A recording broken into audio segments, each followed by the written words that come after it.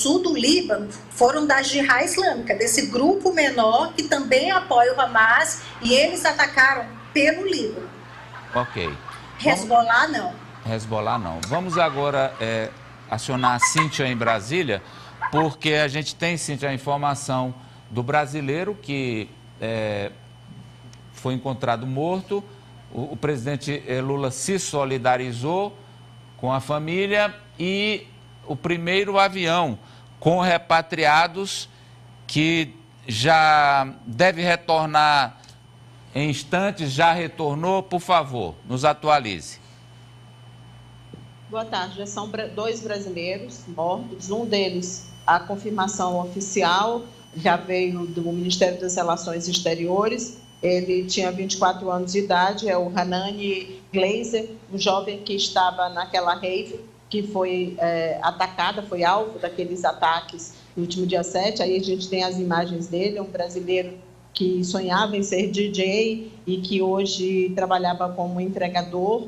Ele chegou a prestar serviço militar obrigatório em Israel e ele estava com a namorada dele. A namorada conseguiu se salvar e ele, infelizmente, morreu. A confirmação ainda ontem pela família, mas hoje já o governo brasileiro confirmou a morte do Hanani. E agora, no final da manhã, foi confirmada também a morte da Bruna Valeano. Ela também tinha 24 anos de idade, também estava nessa rave, morava em Israel, uma brasileira que também morava lá em Israel. Tem uma terceira pessoa desaparecida dessa rave. Aí as fotos dessa brasileira, uma jovem também de 24 anos, coincidentemente a mesma idade do Hanani, e ambos morreram nessa festa. Universo Paralelo era o nome da festa, e estavam lá nesse dia e, infelizmente,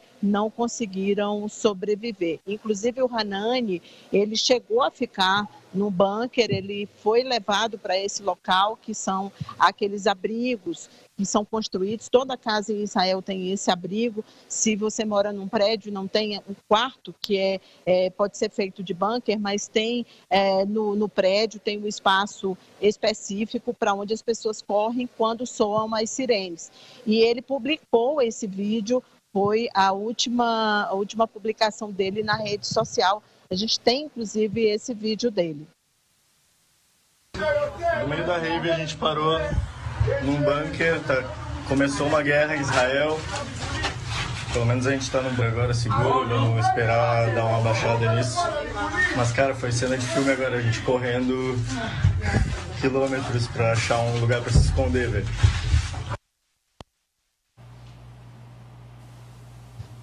Ele chega até a dizer no vídeo que esse pode ser o último vídeo dele, e efetivamente parece que foi, né? A família tentou o contato com ele nos dias posteriores, a namorada também tentou, mas não conseguiu mais. A família tinha a esperança dele estar vivo, mas infelizmente isso acabou não se confirmando.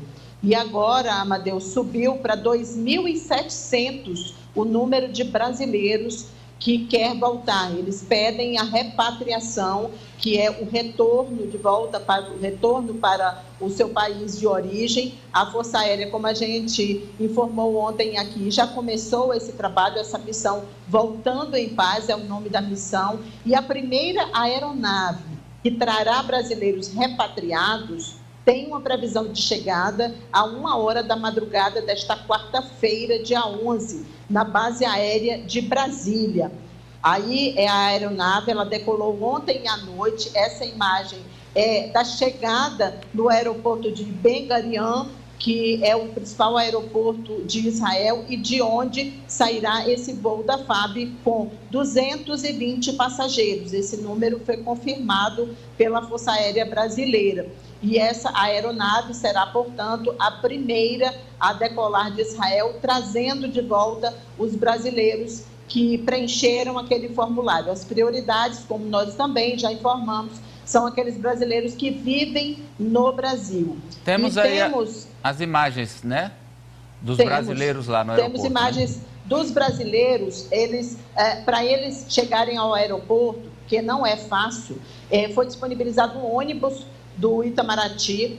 Esse ônibus estava localizado em um determinado ponto, aí a gente vê as fotos que foram divulgadas também pelo Itamaraty agora há pouco, mostrando a lista com os nomes dos passageiros. Imagina a felicidade as pessoas quando veem que o nome delas estava na lista, né, que eles conseguiram se encaixar nessa prioridade. Olha a quantidade de gente no aeroporto nesse momento. A gente viu ali uma mulher, uma passageira com a bandeira brasileira. Aquele momento da mulher com a bandeira já é na fila do check-in. Essa aeronave deveria ter partido às 11 horas da manhã, mas como está muito tumulto, e hoje pela manhã teve bombardeios próximos desse aeroporto, inclusive, Amadeu, tem imagens das redes sociais dos passageiros correndo, não os brasileiros, mas outros passageiros que estavam na pista para pegar o voo, tiveram que sair de lá. E aí tudo acaba atrasando um pouco. Então, é até provável que também atrase essa previsão de chegada na base aérea por volta da madrugada, Amadeu. Inclusive, eu tenho o cronograma de chegada das aeronaves. São 6 aeronaves que foram disponibilizadas, a gente também já mostrou isso. Aí a gente tem essa primeira aeronave, vai trazer 220, não 210. Esse é o cronograma, então acabou vindo mais gente, né? Pousando em Brasília na quarta, dia 11. Depois a gente tem um segundo voo que vai pousar no Rio de Janeiro e chega na noite de quinta-feira, dia 12, também trazendo 210 passageiros. Em seguida a gente tem um avião menor com 60 passageiros, destino final Guarulhos, mas com uma escala em Recife que chega na manhã de quarta-feira. Em seguida a gente tem vão de volta esses 2 voos, esses aviões, aeronaves maiores, que são os KCs, vão para pegar mais brasileiros. Trarão 420 brasileiros chegando no Rio de Janeiro na noite de sexta, dia 13, e depois no sábado, dia 14. Os 2 últimos voos que estão neste cronograma. Porém, esses primeiros 900 brasileiros devem ser apenas uma leva, porque ontem o brigadeiro Marcelo Damasceno já informou que mais aeronaves irão decolar e que vai haver, sim, mais voos. A previsão é de 10 voos, não mais 6, como estava previsto anteriormente. A gente segue na cobertura com a imagem ao vivo. Você tem ali da faixa de Gaza e os bombardeios que são incessantes. Há um levantamento feito pelos integrantes do Hamas de que cada bomba que cai na faixa de Gaza, que é muito densamente povoado, morrem de 20 a 30 pessoas. Cada bomba que cai mata de 20 a 30 pessoas. Essa é a estimativa feita pelas lideranças do Hamas. Então, a gente está vendo aí esses bombardeios incessantes. E há uma expectativa, João, eu quero dar boa tarde para você, querendo saber o seguinte: Israel ameaça desde ontem com uma invasão terrestre, que até agora não se confirmou, porque é um procedimento de guerra muito complicado, né? Esse de rua a rua, casa a casa. Vai demorar? É só uma ameaça? Não, vai entrar. Ele está fazendo o que os militares chamam de progressão, né? Indo fazendo e limpando o território, até porque tem reféns mortos, feridos. E aí ele está encontrando cadáver tanto de corpos, tanto de israelenses como de terroristas. De terroristas e também de cidadãos da Palestina, que acabam, como você disse, sofrendo um efeito colateral. O pior aí é que houve um incidente grave nas últimas horas, que foi o motivo dessa guerra toda é religioso, né? O motivo todo é religioso. Aí o CEF, do Serviço de Segurança Nacional, o ministro da Segurança de Israel, entrou na área das mesquitas. As mesquitas foram destruídas. Mas ele entrou. Se fosse destruído, tudo bem. Tudo bem não, estaria ruim, mas pior é quando ele entra.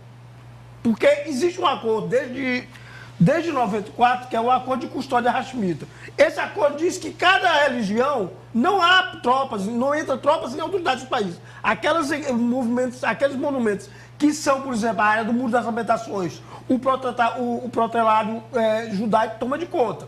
A parte que é cristã, a Igreja Católica toma de conta. A parte que é islamita, os islamitas tomam de conta. O pessoal do governo, o pessoal dessas religiões, os clérigos. Que é, por exemplo, lá em Jerusalém... Hoje.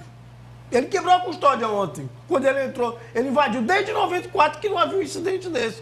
Isso joga a população mais contra Israel e a favor do Hamas. Porque o que nós temos é o seguinte aqui, há radicalismo dos dois lados. Você invadiu um tempo, e o Hamas, ele não quer acordo com nada. O próprio estatuto que instituiu o Hamas, ele prega a exclusão, a extinção do povo judeu. Mas a gente faz essa crítica ao Hamas, mas os partidos de extrema-direita de Israel têm a mesma posição. Pois é. É dois grupos que têm muita força e que não querem. Esse acordo não sai porque eles não querem. Mas é isso que eu estou dizendo, dos dois lados. O partido do Netanyahu acaba se o Estado da Palestina se estabelecer. É isso que eu quero colocar o Ari na jogada, para explicar. Se os radicais vencem dos dois lados, é com a guerra. Então, e aí estão vencendo, porque os moderados estão eclipsados, Ari. Lembrando que o governo do Benjamin Netanyahu, ele é um governo de extrema-direita, porque ele colocou nomes da extrema-direita em pastas-chave. A partir desses ministros, aumentou o cerco à faixa de Gaza, as restrições, a Cisjordânia também, o número de assentamentos de colonos judeus também aumentou. Então, aquela que já é considerada a maior prisão a céu aberto do mundo, que é a faixa de Gaza, passou a sentir mais duramente a sua vida piorar. Agora, Amadeu, eu queria chamar a atenção para um aspecto que mostra como este fenômeno extrema-direita, extrema-esquerda, ele contamina o mundo inteiro. Você vê, a gente sabe que há consequências para o Brasil, aumento do preço do petróleo, que pode impactar na nossa inflação, aumento do dólar, sim. Mas, desde que esse conflito começou, bolsonaristas e o pessoal da esquerda têm feito uma guerra nas redes sociais, os da direita mais aliados a Israel e acusando o governo Lula de ser um defensor do Hamas, e os da esquerda ali em posições mais equilibradas. E aí eu separei um post do ex-presidente Jair Bolsonaro, que ele fez, apesar da nota do governo federal, chamando o Hamas de terroristas e criticando com veemência o ataque. Ele postou, Nájila, será que já dá para colocar? Que aí eu queria compartilhar com os nossos jogadores e também com a audiência, o post do ex-presidente Bolsonaro, instigando, e a partir dessa postagem dele, o senador Sérgio Moro e outros membros da direita também fizeram postagens semelhantes. Pode botar, tá aí, ó. Mas, Ari, por favor, eu vou ler só o comecinho, só o primeiro. Porque eu acho isso tão... Não, e é só o primeiro, que ele cita o Lula, né? Que ele diz,